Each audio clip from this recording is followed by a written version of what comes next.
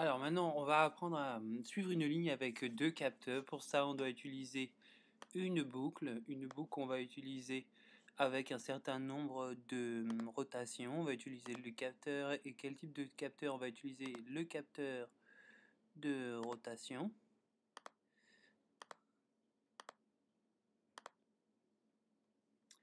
Alors, le capteur de rotation, on va l'utiliser pour un certain nombre de degrés. Par exemple, on peut utiliser le nombre de degrés 2000 degrés. À l'intérieur de ceci, on va placer de nouveau des blocs de commutation. Un bloc de commutation. Et à l'intérieur, on va utiliser le capteur de lumière, capteur photosensible, sur le port, par exemple, numéro 1. Et donc, on va essayer de détecter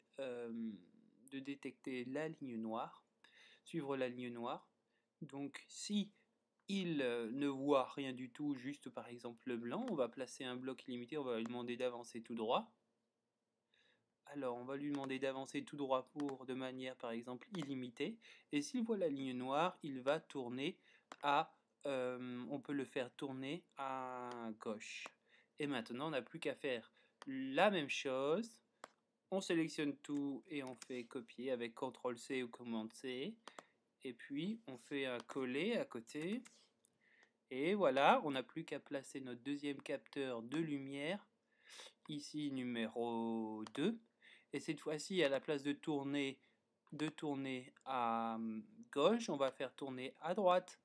Et ainsi, on peut suivre une ligne noire simplement pour positionner correctement le robot tout droit, pour ensuite, par exemple, ramasser un objet à l'aide du moteur numéro A. Voilà, c'est l'essentiel. Alors ce qu'il faut régler maintenant, c'est la vitesse, parce que peut-être qu'à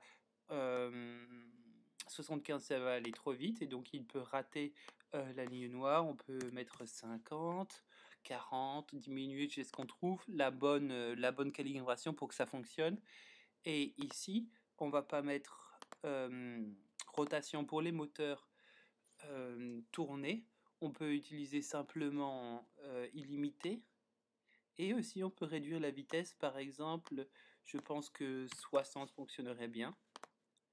On peut utiliser 60. Voilà.